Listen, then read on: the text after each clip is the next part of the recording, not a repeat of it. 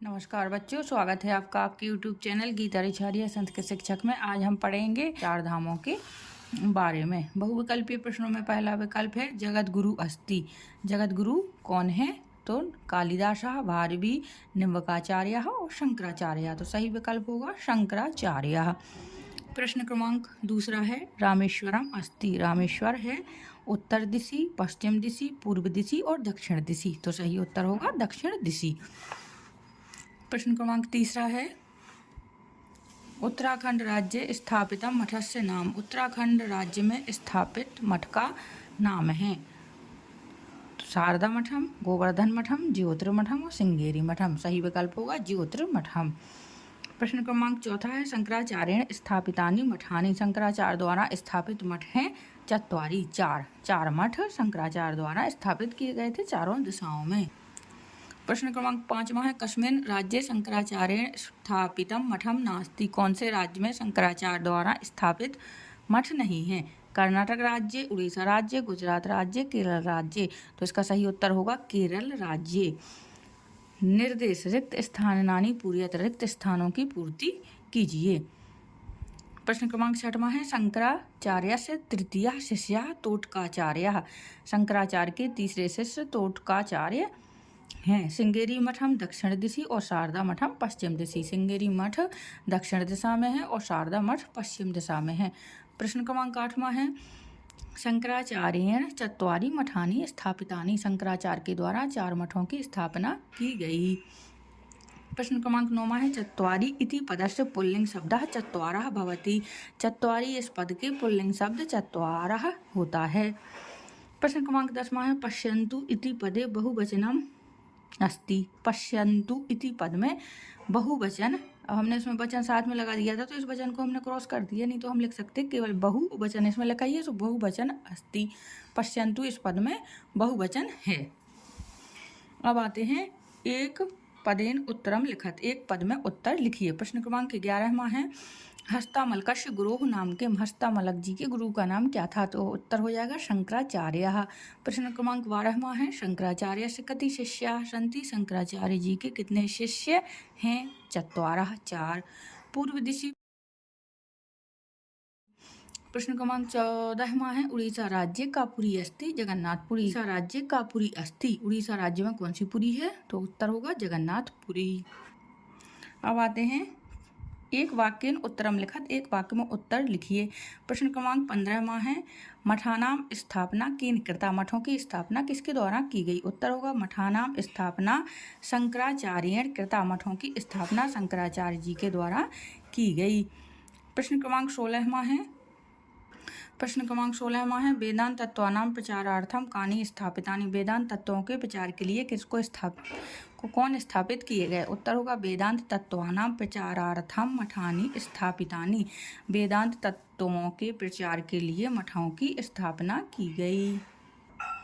प्रश्न क्रमांक 17वां है भारतस्य एकतायाः मूलाधारः का। भारत की एकता का मूलाधार कौन है? तो उत्तर होगा धर्म यो भारतस्य एकतायाः मूलाधारः। धर्म ही भारत की एकता का मूलाधार है। प्रश्न क्रमांक 18वां है भारतम कथम संरक्षितम भवति। बद्रीनाथः धामम कस्मिन् राज्ये अस्ति। इस प्रश्न में दो प्रश्न हैं, क्रमशः हम उनके उत्तर देंगे। धर्म रक्षणेन एवं भारतम संरक्षितम भवति। धर्म के रक्षण से ही भारत संरक्षित होता है। फिर होगा बद्रीनाथ धाम उत्तराखंड राज्य अस्ति। बद्रीनाथ धाम उत्तराखंड राज्य में है। अब आते हैं प्रश्न क्रमांक 19वां है श्रुति स्मृति पुराणानाम इति श्लोकम लिखत। श्रुति स्मृति पुराणों के इस श्लोक को लिखिए। तो ये आपके पाठ में आया है, हमको यथावत लिख देना है। श्रुति स्मृति पुराणानाम आलयम करुणालयम नमामि भगवत्पादम शंकरम लोक शंकरम।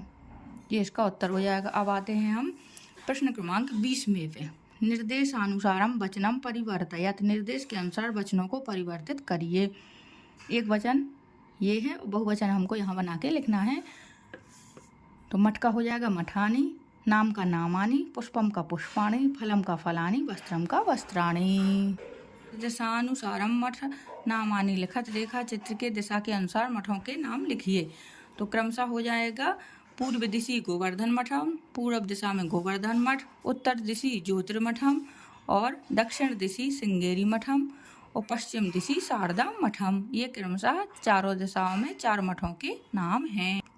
प्रश्न क्रमांक 21वां है, निर्देशानुसारम उत्तरयत, निर्देश के अनुसार उत्तर दीजिए। का नंबर है, शंकराचार्यस्य प्रथमः शिष्यः, शंकराचार्य जी के प्रथम शिष्य सुरेश्वराचार्य हैं। उसी प्रकार शंकराचार्यस्य द्वितीयः शिष्यः हस्तामलकः और शंकराचार्यस्य तृतीयः शिष्यः त्रोटकाचार्यः और शंकराचार्यस्य चतुर्थः शिष्य, इसका उत्तर होगा पद्मपादः। ये क्रमशः शंकराचार्य जी के 4 शिष्य थे। प्रश्न क्रमांक 22वां है, ज्योतिर्मठ विषय पंचवाक्यानि लिखत, ज्योतिर्मठ के विषय में हमें कोई 5 वाक्य लिखना है। तो प्रथम वाक्य हो जाएगा, ज्योतिर्मठस्य स्थापना शंकराचार्येण कृता, ज्योतिर्मठ की स्थापना शंकराचार्य के द्वारा की गई। दूसरा हो जाएगा, उत्तर दिशि ज्योतिर्मठम अस्ति, उत्तर दिशि में ज्योतिर्मठ है। प्रश्न क्रमांक तीसरा नंबर है, ज्योतिर्मठ उत्तराखंड राज्य अस्ति, ज्योतिर्मठ उत्तराखंड राज्य में है। चौथा है, ज्योतिर्मठ एक धाम अस्ति, ज्योतिर्मठ एक धाम है। ज्योतिर्मठे त्रोटकाचार्यस्य गुफा अस्ति, ज्योतिर्मठ में त्रोटकाचार्य जी की गुफा है। प्रश्न क्रमांक 23वां है, वर्तमान समय ज्योतिर्मठे उत्पन्न परिस्थितीनां निराकरण विषये पंचवाक्यानि लिखत, वर्तमान समय में ज्योतिर्मठ में उत्पन्न परिस्थिति के निराकरण के विषय में 5 वाक्य लिखना था। तो 5 वाक्य के रूप में हमने ऐसे सम्मिलित लिखा है, आप इसको विभाजन भी कर सकते हैं। ज्योतिर्मठ निरंतरम भूधंसावः प्रचलन्ति, ज्योतिर्मठ में निरंतर भूधसाव मतलब एक भूमि अंदर धंसती जा रही है या उसमें दरारें पड़ती जा रही हैं, चल रही हैं।